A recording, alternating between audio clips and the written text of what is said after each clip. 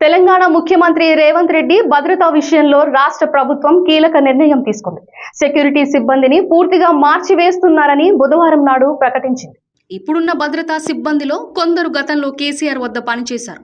దాంతో సీఎం రేవంత్ రెడ్డికి సంబంధించిన వ్యక్తిగత అధికారిక సమాచారం బయటకు తెలిసింది. పాత వారిని మార్చి కొత్త భద్రతా సిబ్బందిని నియమించారు. సీఎం రేవంత్ రెడ్డి దావోస్ పర్యటన ముగిసిన తరువాత భద్రతా సిబ్బంది మార్పు ప్రక్రియ జరిగింది. తన వ్యక్తిగత సమాచారం బయటకు తెలియడంతో సీఎంఓ అధికారులు, ఇంటెలిజెన్స్ అధికారులపై సీఎం రేవంత్ రెడ్డి ఆగ్రహం వ్యక్తం చేశారు.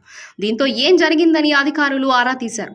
కేసీఆర్ వద్ద పనిచేసిన వారి నుంచి సమాచారం బయటకు వెళుతుందని గ్రహించారు. సీఎం రేవంత్ వెంట ఉండే పోలీసులను, సిబ్బందిని మార్చేశారు. సీఎం రేవంత్ ఇంటి వద్ద సెక్యూరిటీని మార్చేశారు. దావోస్ పర్యటన ముగిసిన తర్వాత సీఎం రేవంత్ రెడ్డి ఇంటి వద్దనే ఉంటున్నారు. భద్రతా సిబ్బంది గురించి అధికారులతో చర్చించారని తెలుస్తోంది.